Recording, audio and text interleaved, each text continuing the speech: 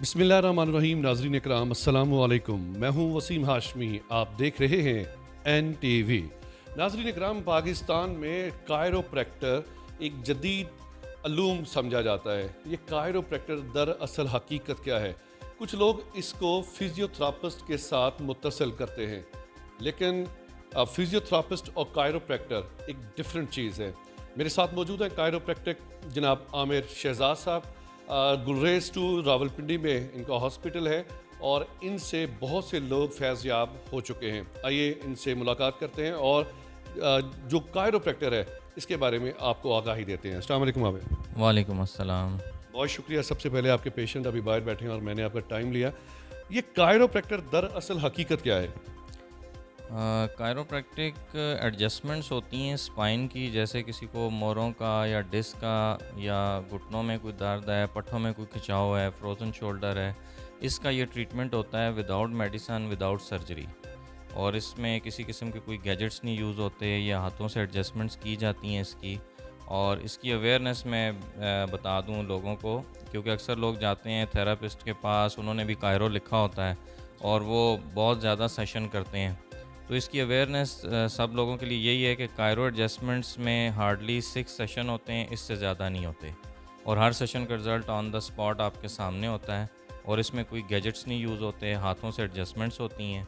ठीक है, अगर आपको कोई ये कहता है जी कि इसमें हम सेशन मतलब गैप दे दे के करेंगे, वो भी गलत है। इसमें 24 घंटे के अंदर अंदर सारी एडजस्टमेंट्स हो जाती हैं, और उसके बाद फिर कुछ केयर होती है, कुछ एहतियात आपने करनी होती है, तो वो ज़रूरी है। अगर वो आप करें तो इसमें आप 100% बेहतर होते हैं। सिर्फ इसमें वो बंदा बेहतर नहीं होता जो केयर नहीं करता। अच्छा आमिर, देखने में ये भी है 6 सेशन होते हैं।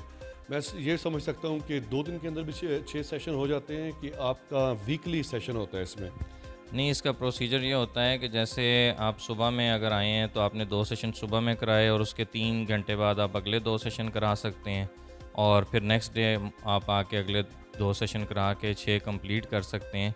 और इसमें ये भी होता है कि अगर आप चाहें तो 2 सेशन एक दिन, 2 दूसरे दिन, 2 तीसरे दिन, ये भी कर सकते हैं। आमिर, ये भी होता है कि कुछ बॉडीज़ ऐसी होती हैं, एक जवान बंदा जिसकी उम्र 20 से 25 साल उम्र है, उसको 2 सेशन में ही उसकी बॉडी मांग रही है कि इसने सिर्फ 2 सेशन ही लेने हैं, कि उसके लिए भी 6 सेशन है, और जिसकी उम्र 80 साल है उसके लिए भी 6 सेशन है?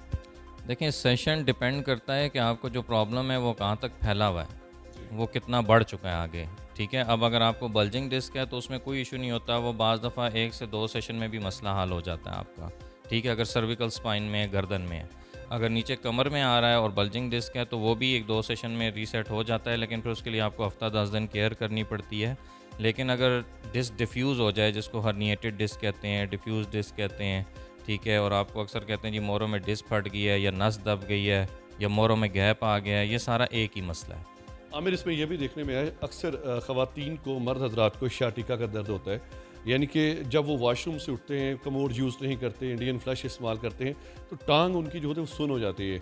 हमारे जो मर्द हजरात हैं उनको L4 L5 रीढ़ की हड्डी का जो मेन मसला है वो रहता है। ख़वातीन को घरेलू मसाइल होते हैं क्योंकि उन्हें घरदारी भी करनी है, बच्चों को संभालना है, शोहर की खिदमत करनी है, उनको ये पट्ठों का दर्द, असाबी खिंचाव का मसला रहता है। तो ये आपका जो कायरोप्रैक्टर है उसमें कितना इसका अमल दखल है?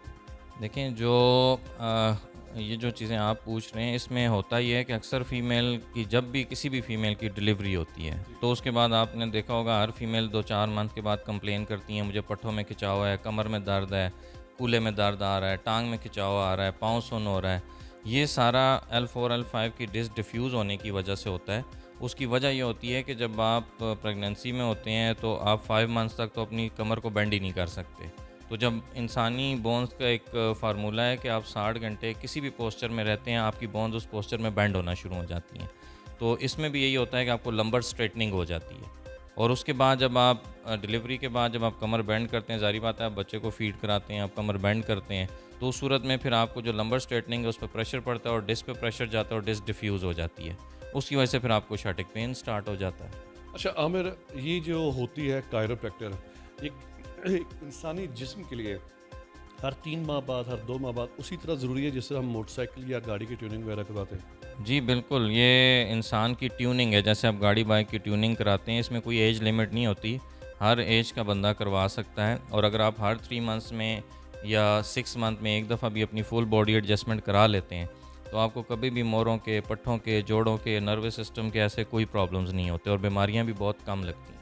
नाज़रीन इकराम, जिस तरह MBBS के डॉक्टर्स एक लंबी रियाजत के बाद उनको डिग्री मिलती है, इसी तरह कायरोप्रैक्टर के पीछे एक लंबी रियाजत होती है, डिग्री हासिल करते हैं और तब जाकर ये कायरोप्रैक्टर काम करते हैं। आजकल दिखने में अमर यह है, लोग यूट्यूब पे इंडियंस को देखते हैं, अमेरिकन्स को देखते हैं और वो काम करते करते खुद अताई डॉक्टर बन जाते हैं, अताई कायरोप्रैक्टर बन जाते हैं। इनको देखने वालों को ये बताएं कि ये जो आपका जिस्मानी है, इसके साथ खेलना कितना बड़ा रिस्क है। सर इसकी मैं आपको एक छोटी सी एग्जांपल देता हूँ कि मेरे पास एक पेशेंट आए, उन्होंने आकर मुझसे ट्रीटमेंट करवाया और उन्होंने कहा ये क्या, ज़रा सा ऐसे टक किया और इतने पैसे ले लिए, ये क्या किया भाई। तो उन्होंने कहा ये तो मैं भी कर सकता हूँ। वो अपने गांव गए, वहाँ जाके उन्होंने शुरू किया। कोई बंदा आया, उसकी गर्दन घुमाई, वहीं पर उसकी गर्दन फ्रैक्चर हुई, उस बंदे की डेथ हो गई। उस बंदे को जेल हो गई और मेरे ख्याल से 2 वीक्स में उसका हार्ट फेल हुआ, उसकी भी डेथ हो गई। तो फिर जो बंदा उसको लेकर आया, उसने आके मुझे बताया कि सर इस तरह से मैं पेशेंट लाया था और उसने ये सब किया। तो लोगों को अवेयरनेस के लिए मैं इतना ज़रूर कहूँगा कि वीडियो देखकर इसको अपने ऊपर अप्लाई मत करें। ये नर्वस सिस्टम होता है और बहुत टिश्यू से ज़्यादा ये नाजुक होता है। अगर आप ज़रा सा भी इस पे गलत प्रेशर डाल देंगे, आपकी बॉडी, कोई भी बॉडी पार्ट पैरालाइज हो सकता है। नाज़रीन इकराम, कोई भी काम अगर आपने सीखना है तो उसका प्रॉपर एक तरीक़ाकार होता है। कायरोप्रैक्टर को पाकिस्तान में तिब्बुल जराहत की डिग्री से नापा तोला जा सकता है, क्योंकि पाकिस्तान मेडिकल एसोसिएशन होम्योपैथिक की ये डिग्री नहीं है, ये तिब्बुल जराहत हिकमत में आती है।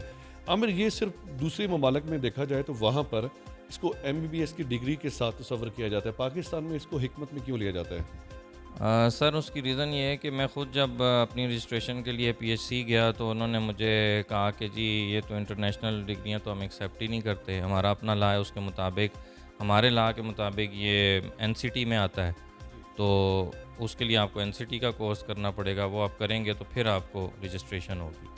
तो वो सारा फिर मुझे करना पड़ा, 4 साल और उसमें लगाने पड़े। तो एक अवेयरनेस की बात है, अभी इंडिया में काउंसिल बन चुकी है, ऑलमोस्ट 1.5 साल वहाँ पर भी हो गया है, कायरो की काउंसिल बने हुए। तो हमारे आलम यह है कि आज तक थेरापिस्ट की भी काउंसिल नहीं बनी, जो बड़े अरसे से लोग कोर्सेज भी करवा रहे हैं, सब कुछ करवा रहे हैं।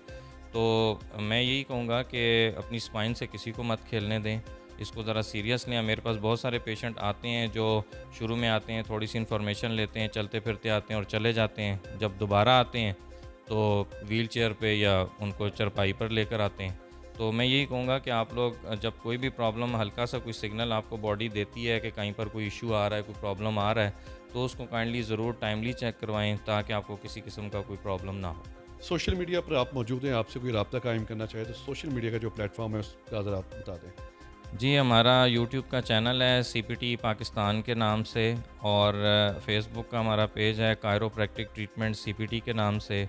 उसके अलावा हमारी वेबसाइट है कायरोप्रैक्टर CPT के नाम से, और इंस्टा पे भी आप हमें CPT पाकिस्तान पे फॉलो कर सकते हैं। नाज़रीन इकराम, रावलपिंडी, इस्लामाबाद में बहुत से कायरोप्रैक्टर्स हैं और उनके जो फ़ीसें हैं वो बयान से बाहर हैं। एक बहुत अच्छा इनका पैकेज है, अगर आप भी यहाँ पे विज़िट करना चाहें तो लाज़मी कीजिएगा।